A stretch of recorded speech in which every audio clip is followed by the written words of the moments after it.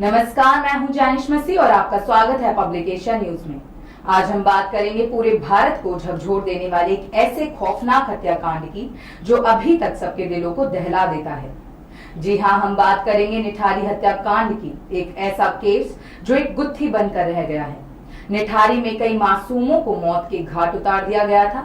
इस कांड के मुख्य आरोपी मनिंदर सिंह पंधेर और उसका नौकर सुरेंद्र कोहली है।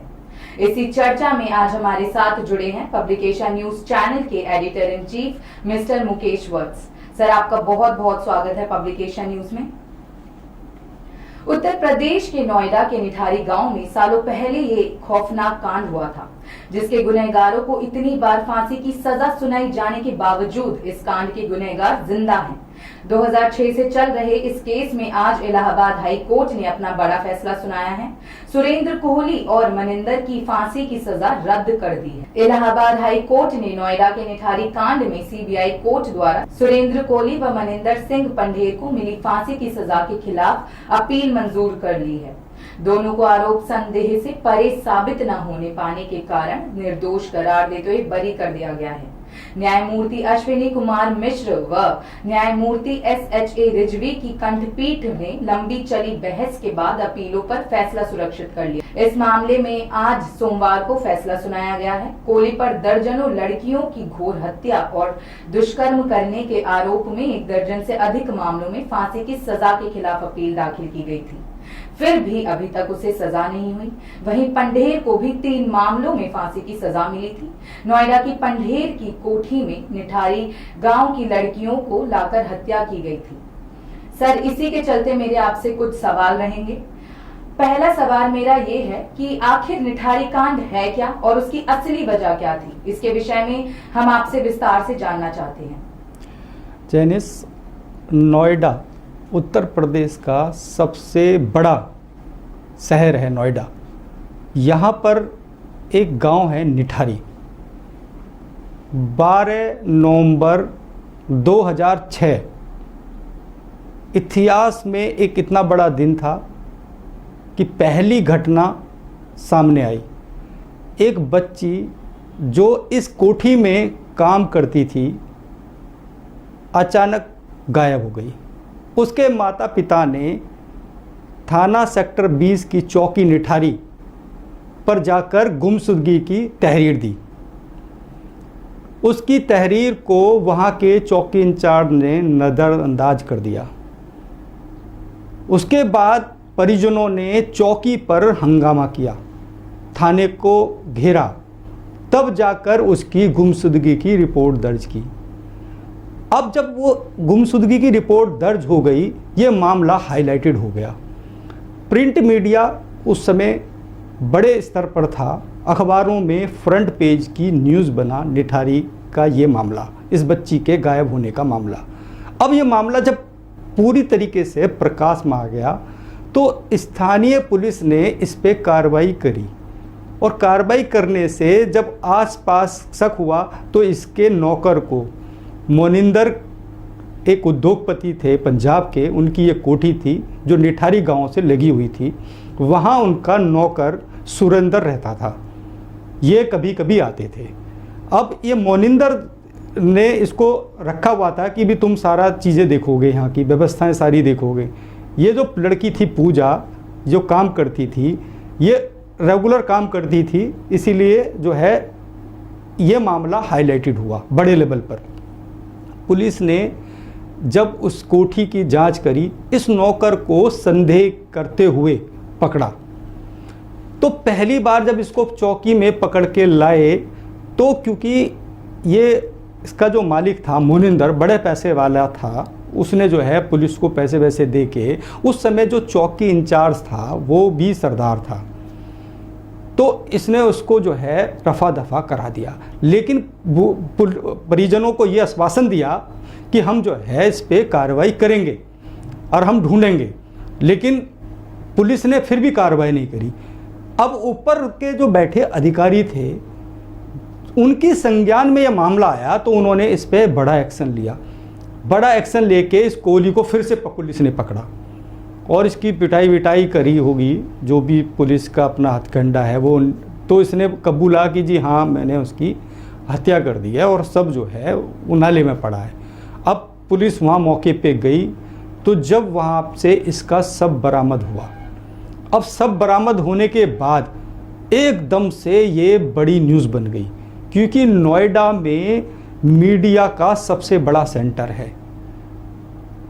सबसे बड़ा सेंटर होने की वजह से सारे चैनल अखबार सब वहीं से पब्लिश होते थे उन दिनों। अब ये बड़ी सुर्खियां बन गई। अब असली वजह मैं आपको बताता हूँ क्या है। हमने 2003 में यहाँ पर नोएडा में पब्लिक एशिया का प्रेस लगाया था। पब्लिक एशिया की हमने मशीन लगाई और हमने अपना ऑफिस भी यहाँ बनाया। 2004 और 5 के आखिर में कुछ जो है झुग्गी झोंपड़ियों से बच्चे गायब होने शुरू हो गए। अब जो बच्चे वो गायब हो रहे थे, कुछ बच्चे तो झुग्गी झोंपड़ियों वाले थे, कुछ ऐसे बच्चे थे जो रोडों पर भीख मांगते थे। अब वो अचानक से गायब होने लगे। पुलिस में शिकायत करते थे तो पुलिस वाले कोई एक्शन नहीं लेते थे। ऐसे करीब 25 से 30 बच्चे जैनिस अचानक गायब हो गए।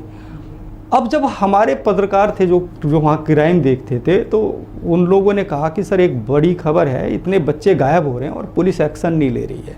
तो हमने पब्लिक एशिया के फ्रंट पेज पे खबर लगाई, उन 3 बच्चों के फ़ोटो छापे।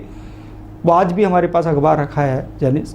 तो उनमें हमने सारा कुछ लिखा कि ये बच्चे गायब हो रहे हैं। पुलिस, हालांकि जो ऊपर के अधिकारी थे पुलिस के, वो हमसे नाराज़ हो गए इस बात पर। एसएसपी ने कहा कि आप ऐसी बेबुनियादी वो आप आरोप लगा रहे हो पुलिस पे। तो मैंने कहा सर इसमें आरोप लगाने का मामला ही नहीं है। ये बच्चे गायब हुए हैं, कहाँ गायब हुए हैं ये तो आपको देखना है कैसे गायब हुए हैं। अब ये जो बच्चे गायब हो रहे थे, तो ये जो मोनिंदर का जो नौकर है सुरेंद्र कोहली, ये मेजरली इन बच्चों को गायब कर देता था और अपने यहाँ कोठी पे ले आता था। अब मोनिंदर का जो मामला था ये था कि इनके यहाँ विदेशी मेहमान आते थे, जो बाहर से विदेशी मेहमान आते थे, उनको इन बच्चों को परोसा जाता था। बाद में इन बच्चों की हत्या कर दी जाती थी और हत्या करके उस सबको वही पीछे के नाले में डाल दिया जाता था। तो जब पुलिस ने, जब हमने ये खबर लगाई और कई बड़े अखबारों ने ये खबर लगाई, तो वहाँ के प्रशासन ने क्या किया, जो वो नाला था उसकी खुदाई करनी शुरू करी। करीब 40 से 45 कंकाल उस नाले से बरामद हुए जैनिस। जब मैं उसमें देखने गया तो मेरी आंखें नम हो गईं और उन बच्चों के जो चेहरे थे, जो हमने तो बच्चों को देखा नहीं था, लेकिन जो बच्चों के पेरेंट्स हमारे अखबार के दफ्तर में आते थे, फ़ोटो लेके आते थे कि ये सर गुमशुदगी छाप दो, ये हमारा बच्चा गायब हो गया है। तो उन बच्चों के जो फ़ोटो देख के चेहरा आज तक भी मेरी आंखों से जो है वो दिन मेरे को याद है आज भी, कि बहुत ही ज़्यादा। तो हमने अपने क्राइम रिपोर्टर से कहा कि भाई इस खबर को, इस पर जितना डीप में हम जाके काम कर सकते हैं करेंगे। तो हमने एक पूरी टीम ने इस पे बहुत काम किया, इस पूरे हत्याकांड पे काम किया। और जितनी ये डेड बॉडियाँ बरामद हुई उस समय, उनको हमने पूरा विस्तार से लिखा। लेकिन उसके बाद ये हुआ कि हो सकता है किसी और ने भी, पुलिस वाले मार के डाल सकता है, यहाँ पे मोनिंदर नहीं हो सकता। तो ये सुरेंद्र कोहली को नार्को टैक्स के लिए गुजरात लेके गए। गुजरात में जाके जब इसका नार्को टेस्ट हुआ तो इसने बताया कि ये सारी हत्याएं इसने अपने मालिक के साथ मिलकर की हैं और पूरे घटनाक्रम को बताया। जब उसने घटनाक्रम को बताया, पूरा देश हिल गया। उस समय उत्तर प्रदेश में मुलायम सिंह यादव की सरकार थी। सरकार ने इस पूरे मामले को दबाने की बहुत कोशिश की, लेकिन मामला क्योंकि मीडिया ने इतना हाईलाइटेड कर दिया था, दबने का कोई मतलब ही नहीं था। आखिर में मुलायम सिंह यादव को लखनऊ में प्रेस कॉन्फ्रेंस करनी ही पड़ी इस मामले में। और जब वो प्रेस कॉन्फ्रेंस कर रहे थे, मुझे पूरा देश निठारी गूंज रहा था। हर जगह निठारी, हर छोटे बच्चे के जबान पे निठारी था। उत्तर प्रदेश के मुख्यमंत्री को उस गांव का नाम भी याद नहीं रहा। वो निठारी को 6 बार प्रेस कॉन्फ्रेंस में, पूरी प्रेस कॉन्फ्रेंस में सुन रहा था, 6 बार निठारी को कोठारी बोल गए। 6 बार। पत्रकारों ने कहा कि सर वो कोठारी नहीं है, निठारी है। मुझे बड़ी हैरानी कर देने वाली न्यूज़ थी कि पूरा वर्ल्ड, पूरे विश्व पे ये खबर गूंज रही थी। हर चैनल, हर अखबार के फ्रंट पेज पे निठारी निठारी निठारी था। लेकिन उत्तर प्रदेश के मुख्यमंत्री, पूर्व मुख्यमंत्री ये बोल रहे हैं उस समय के कि कोठारी। इस घटना का एक प्रेस कॉन्फ्रेंस करके पल्ला झाड़ दिया सरकार ने। अब मामला ये था कि जब ये मामला पूरा हाईलाइटेड होगा, झुग्गी झोंपड़ी के जो परिजन थे, जो लोग रह रहे थे, उन्होंने बड़े स्तर पे एक आंदोलन किया। उनको लगा कि उत्तर प्रदेश की पुलिस इस मामले में सही से काम नहीं करेगी। तो उन्होंने क्या किया कि इस पे प्रदर्शन किए बड़े लेवल पर, और उस प्रदर्शन को सारे मीडिया ने बड़े स्तर पे चलाया। इतने बड़े स्तर पे चलाया यानी समझ नहीं सकती हो आप। मतलब फ्रंट पेज पर सिर्फ एक ही खबर थी, निठारी निठारी निठारी, और पूरे विश्व में मामला गूंजा। अब मामला ये हुआ, अनंत फनन में इसकी सीबीआई की मांग की गई कि भाई इसके मामले की जांच सीबीआई करे, क्योंकि लोगों को लगा कि लोकल स्तर पर जो पुलिस है ये बिकी हुई है और ये सही काम नहीं कर रही है। अगर ये सही काम करती तो इतना बड़ा कांड नहीं होता, क्योंकि अगर बच्चों की गुमशुदगी, देखो क्या है, अभी किसी बड़े अमीर का बच्चा गायब हो जाए तो तुरंत जो है पुलिस उस पर एक्शन लेती है। और इस तरह जो बच्चे होते हैं, रोडों पर भीख मांगते हैं या झुग्गी झोंपड़ी में रहते हैं, इन बच्चों के ऊपर कोई सुनवाई नहीं करता। वही समय था ऐसे 100-200 बच्चे गायब हुए थे। एक बच्चा नहीं गायब हुआ था, कम से कम 200-300 बच्चे एनसीआर से गायब हुए थे। अब वो कहाँ गए आज तक भी, उन आधे से ज़्यादा बच्चों का तो आज तक ही नहीं पता चला कि हुआ क्या। तो निठारी कांड से ये सब उजागर हुआ, और प्रशासन जब काम नहीं कर रहा था तो मामला सीबीआई को गया। सीबीआई ने पूरे मामले की गहनता से जांच की और दोनों दोषियों के ऊपर चार्जशीट दाखिल करी और सजा सुनाई, फांसी की। मुनिंदर पर 6 मामले दर्ज हुए थे, जिनमें उनको 3 में सजा सुनाई गई। कोहली पर 12 मामले दर्ज हुए थे, जिनमें से उनको 10 में सजा सुनाई गई। जेनिस, अगला सवाल था। सर, जैसे आपने बताया कि उस समय के जो मुख्यमंत्री थे उन्होंने निठारी कांड को ही कोठारी कांड कह दिया। मतलब भारत में रहते हुए इतने बड़े कांड को होते हुए भी उन्होंने इतनी लापरवाही के साथ उसका नाम सही से याद रखना भी नहीं चाहा। हम साफ तौर पर इससे देख सकते हैं कि जो निचले वर्ग के लोग होते हैं या गरीब परिवार से जो नाता रखते हैं, उन लोगों को कैसे पॉलिटिशियंस हो या पुलिस हो, उन लोगों को कैसे वो नजरअंदाज करते हैं। और आपने अपनी बातों में ये भी बताया कि वहीं अगर कोई स्टार किड होता, पॉलिटिशियन का बच्चा होता या किसी अमीर आदमी का बच्चा होता तो पुलिस बहुत जबरदस्त तरीके से छानबीन करने में लग जाती। लेकिन क्योंकि वो बच्चे झुग्गी झोपड़ियों के थे, गरीब परिवारों से थे, ज्यादा लोगों ने उस पर ध्यान आकर्षित नहीं किया। सर, मेरा आपसे यही सवाल है कि कानून इतना लापरवाह क्यों हो जाता है जब बात गरीब परिवारों की हो या निचले वर्ग के लोगों की हो? जेनिस, बड़ा अच्छा सवाल है आपका।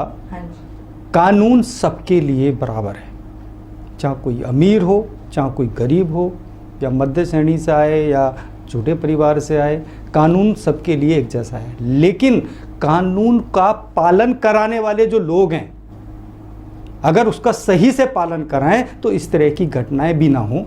और इस तरह से आज भी जेनिस, आज की स्थिति में भी बताऊं, पहले तो छोड़ दो, पुराने समय में तो एफआईआर दर्ज नहीं होती हैं, आज तो हम एफआईआर दर्ज हो जाती हैं। पहले तो एफआईआर ही दर्ज नहीं होती थी। जो इस तरह के बच्चे गायब होते थे, मानव तस्करी जो के मामले आते थे, वो क्या था कि झुग्गी झोंपड़ी, रोड से बच्चे गायब हो जाना, उनकी एफआईआर तक दर्ज नहीं होना, गुमशुदगी तक दर्ज नहीं होती थी। ऐसे सैकड़ों मामले एनसीआर नहीं पूरे देश से निकल के आते थे। मानव तस्करी एक बहुत बड़ा मुद्दा था और मानव तस्करी में बहुत सारे ऐसे ऑपरेशंस हुए, मीडिया ने ऐसे खुलासे किए कि सरकार को जागना पड़ा। देखिए, अगर देश में मीडिया ना हो जेनिस, तो आज भी सरकार सोई रहेगी, पुलिस प्रशासन सोता ही रहेगा। जगाने का काम करती है तो मीडिया करती है, और जब जब ऐसे मामले होते हैं, मीडिया अपना सही काम करती है, इसी वजह से न्याय मिलता है। निठारी कांड में आज अगर ये लोग 18-20 साल से जेल के सलाखों के पीछे हैं तो इस सब के पीछे मीडिया था, और मीडिया ना होता तो ऐसे कांड, ये इतना बड़ा कांड होता रहता, पता ही नहीं चलता किसी को। आज भी गरीब बच्चों के साथ अन्याय होता है, उनकी सुनवाई नहीं होती है, उनके परिवारों की सुनवाई नहीं होती है। अभी आप थाने के बाहर चले जाइए, 50 लोग आपको ऐसे मिल जाएंगे जिनकी FIR तक दर्ज नहीं होगी, बाहर से भगा दिया जाता है उनको। अभी कोई पैसा वाला आदमी चला जाए, 10-20-50 हज़ार रुपये देगा, FIR लिखा लेगा, काम करा लेगा। लेकिन इस तरह से नहीं होना चाहिए। वोट देश की सरकार कौन बनाता है? क्या अमीर लोग बनाते हैं? अमीर लोग नहीं बनाते ना, सब वोट करते हैं। उस सरकार के लिए झुग्गी झोंपड़ी वाला भी वोट करता है, लेकिन वो इसलिए वोट करता है, वो विश्वास होता है उसको कि हम ऐसी सरकार को चुन रहे हैं जो हमारी रक्षा करेगी। देश की सरकार को कानून बनाना चाहिए और ये अमीर गरीब का बीच का रास्ता साफ करना चाहिए। प्रशासन को स्पेशली अलर्ट मूड में रखना चाहिए कि आपको कार्रवाई करनी है, कोई भी थाने पहुंचेगा उसकी सुनवाई होनी चाहिए। जनिस सर, आपने बहुत अच्छी बात बोली कि जो हमारा प्रशासन है, हमारे देश का प्रशासन है, उसे गरीब और अमीर के बीच में बिल्कुल भी भेदभाव नहीं करना चाहिए। सर, मेरा आपसे अगला सवाल ये होगा कि कोहली को इस कांड से जुड़े करीब 10 बार मौत की सजा सुनाई जा चुकी है। जैसे आपने बताया कि उसे 12 मामलों में सजा सुनाई गई थी, जिसमें 10 बार उसे मौत की सजा भी हुई थी, लेकिन अभी तक उसे फांसी के फंदे पर नहीं चढ़ाया गया। आखिर ऐसा क्यों? ऐसा कानून क्यों करती है कि उसे, इतने बड़े गुनहगार को, इतने बड़े आरोपी को अभी तक हमने फांसी पर चढ़ते हुए नहीं देखा? जेनिस, आज इस घटना को लगभग 18 साल हो गए।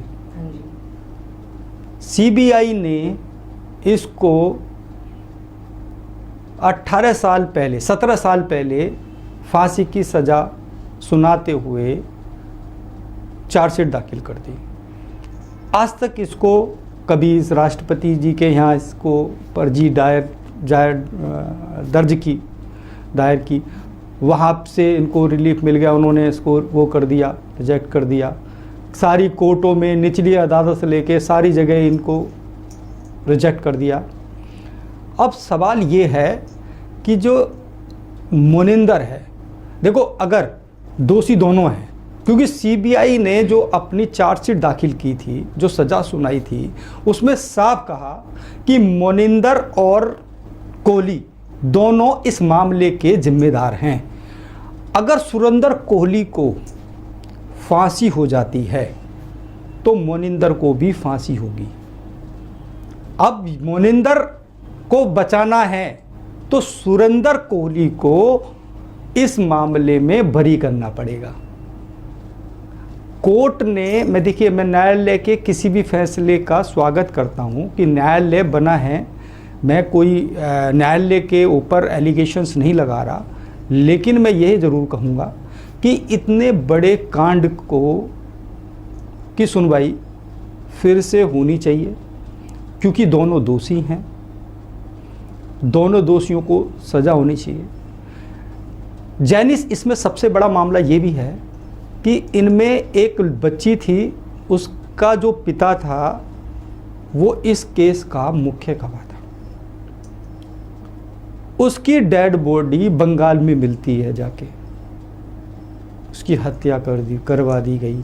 कई सारे गवाहों पे दबाव बनाया गया, दबाव बनाकर इस केस को कमज़ोर किया गया। हालांकि CBI ने कोई कसर नहीं छोड़ी थी इस पूरे केस में। जब जैसे ही CBI के पास ये पूरी जांच आई, अब इसमें लोकल पुलिस भी इन्वॉल्व थी, क्योंकि लोकल पुलिस को भी पैसा जाता था, तभी गुमशुदगियाँ दर्ज नहीं होती थीं, बच्चों को ढूंढा नहीं जाता था, उस सब को जो है निपटा दिया गया।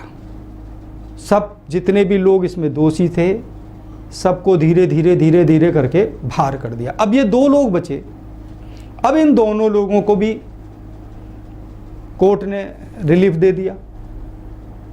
अगर इस तरह से ऐसे दरिंदों को रिलीफ मिलता रहा और समय रहते सज़ा नहीं हुई, फांसी नहीं हुई, तो इस तरह की घटनाएं इस देश में लगातार होती रहेंगी और हो रही हों, ये भी नहीं मैं कह सकता हो रही होंगी, क्योंकि इस घटना के बाद कई मामले मानव तस्करी के आए निठारी के बाद।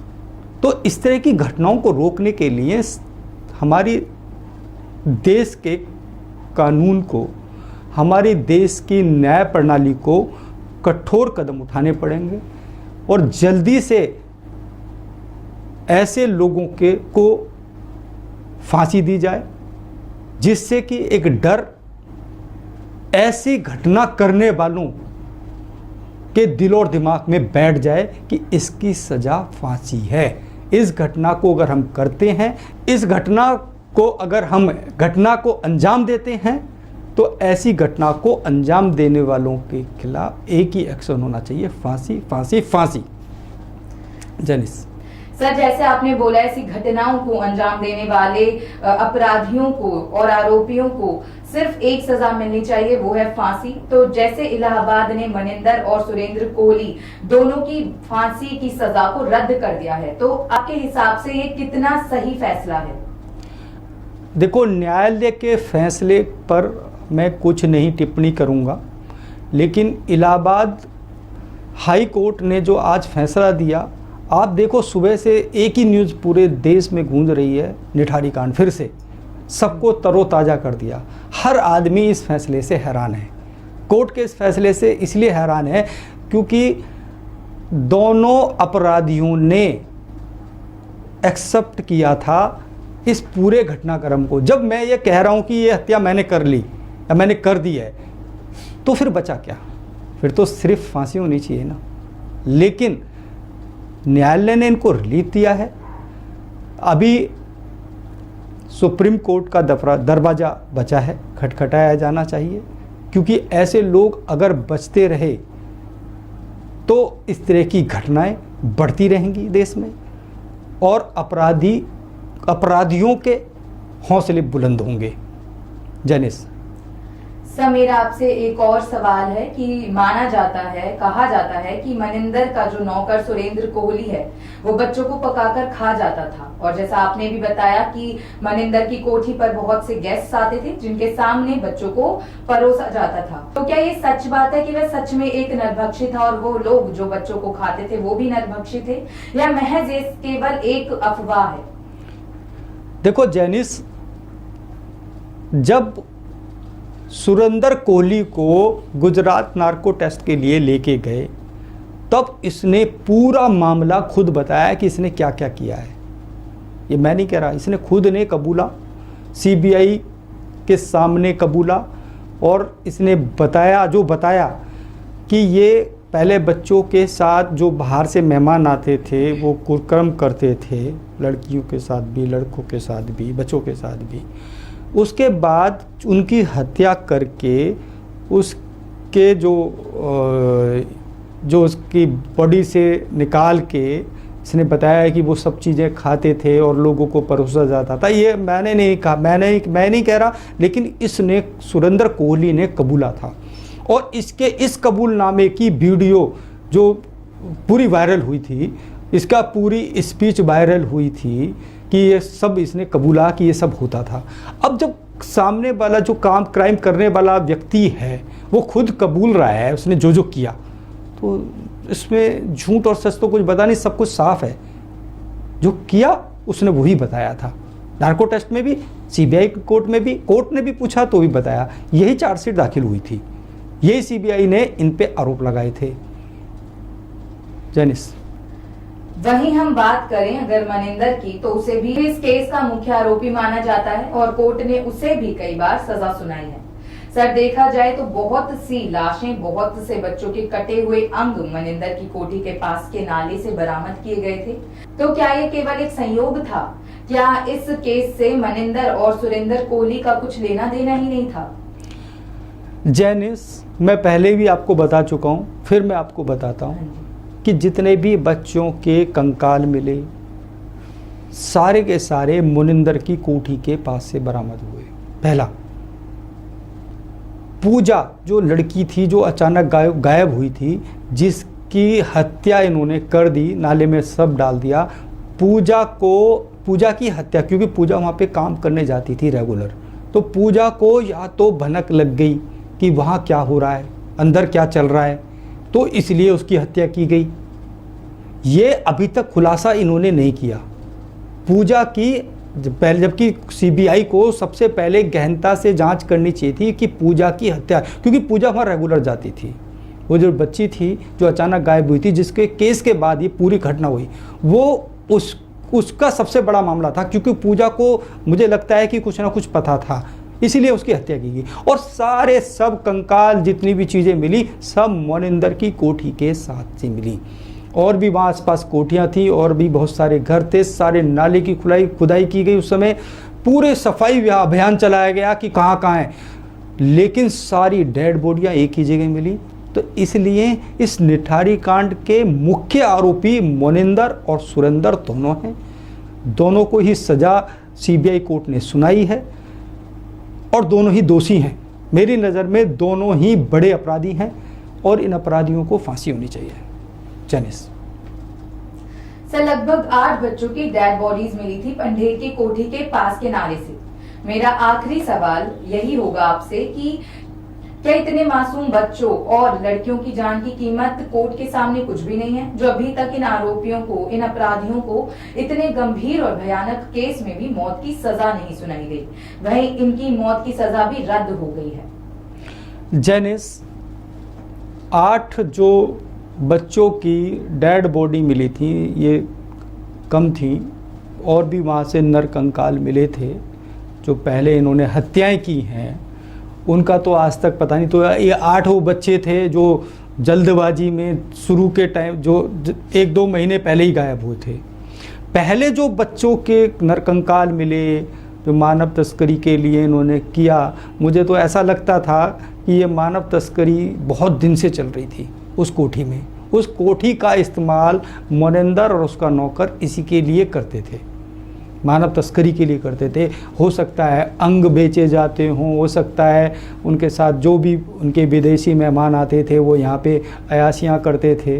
तो ये सब जितने भी बड़े मामले हैं, ये सारे मामलों में बहुत देरी हो गई।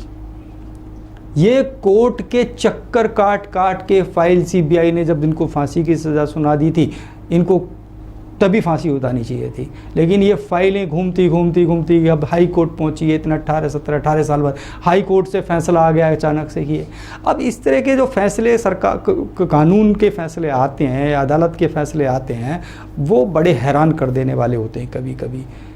अब इसमें आगे क्या होगा अभी मुझे नहीं पता, लेकिन ये है कि ये दोनों हत्यारे हैं, इन हत्यारों को फांसी होनी चाहिए। इनके खिलाफ पुख्ता सबूत कोर्ट के पास हैं, सीबीआई ने जो है अपनी चार्जशीट में दाखिल किए हैं। कई सारे गवाहों की हत्याएं हो गई हैं, कई सारे गवाहों को इन्होंने पैसा दे के ख़रीदने की कोशिश की है, ख़रीदे गए हों, तो इस केस को कमज़ोर करा गया है। इस तरह से जो है जितना ये डिले होता जाएगा उतना जो है इन लोगों को रिलीफ मिलता रहेगा। इन पे तुरंत कार्रवाई होनी ज़रूरी थी। जैसे ही इन पे चार्जशीट दाखिल हुई थी तभी इनको फांसी हो जानी चाहिए थी, जो अभी तक नहीं हुई। जनिस सर, तो मतलब हमें अब उम्मीद छोड़ देनी चाहिए कि इन हत्यारों को कभी भी फांसी की सजा होगी? देखिए, उम्मीद कभी नहीं छोड़नी चाहिए जानिस, क्योंकि उम्मीद की किरण ही न्याय की किरण होती है। इन्होंने जो अपराध किए हैं, इन दोनों अपराधियों को सजा तो निश्चित रूप से मिलेगी, फांसी भी इनको होगी। बस उस उम्मीद की किरण को और बढ़ाना चाहिए। मैं देश के मीडिया से यही निवेदन करूंगा कि इस मामले में जैसे हमने 2006 में किया था फिर से करने की ज़रूरत है। अगर ये करते हैं तो ज़रूर न्यायालय एक बार फिर इस पे विचार करेगा और विचार करने के बाद इन दोनों दरिंदों को फांसी दी जाएगी। जनिस, तो अभी भी हमारे देश में एक, जैसे आपने बताया, क्योंकि उम्मीद कभी नहीं छोड़नी चाहिए, हमें हमेशा उम्मीद कायम रखनी चाहिए। तो क्या हमारी उम्मीद, हमारी इस न्याय को दिलाने की उम्मीद सुप्रीम कोर्ट है? सुप्रीम कोर्ट में जाना चाहिए। और सुप्रीम कोर्ट में पहले भी ये गए थे तो वहाँ से भी इनकी जो है रिजेक्ट कर दी थी कि भाई इनको फांसी दी जाए। सुप्रीम कोर्ट ने भी कई सारी अदालतों से इनको फांसी की सज़ा सुनाई गई है। और मुझे लगता है कि अभी दोबारा से सुप्रीम कोर्ट में जाके फिर से पुनः विचार के लिए इस पर याचिका दायर करनी चाहिए और इन दोनों दरिंदों को सजा होनी चाहिए। जैनिस, इतने समय पहले ही उन मासूमों की जान जा चुकी है, मगर अभी तक इन दोनों को काल कोठरी के अंदर तो हमने रखा है, लेकिन अभी तक इन हत्यारों की जान क्यों नहीं गई? देखो, सुप्रीम कोर्ट में जाके जो जितने भी बच्चे ये गायब हुए हैं उनके परिजनों को सुप्रीम कोर्ट में याचिका दायर करनी चाहिए। और क्योंकि एविडेंस इसमें बहुत ज़्यादा हैं, एविडेंस इतने हैं कि इनको 100% फांसी की सज़ा होगी। इतने पुख्ता एविडेंस सीबीआई कोर्ट ने जब फैसला सुनाया था तब उन्होंने उसी एविडेंस के बेस पे इनको सज़ा सुनाई थी। वो एविडेंस पर्याप्त हैं। उन पर्याप्त एविडेंस पर सुप्रीम कोर्ट जाना चाहिए और इन दोनों दरिंदों की फांसी की मांग करनी चाहिए। जनिस सर, इस चर्चा के लिए आपका बहुत बहुत शुक्रिया। इस मुद्दे पर हम फिर से एक बार और चर्चा करेंगे। तब तक के लिए जुड़े रहें पब्लिकेशन न्यूज के साथ। धन्यवाद।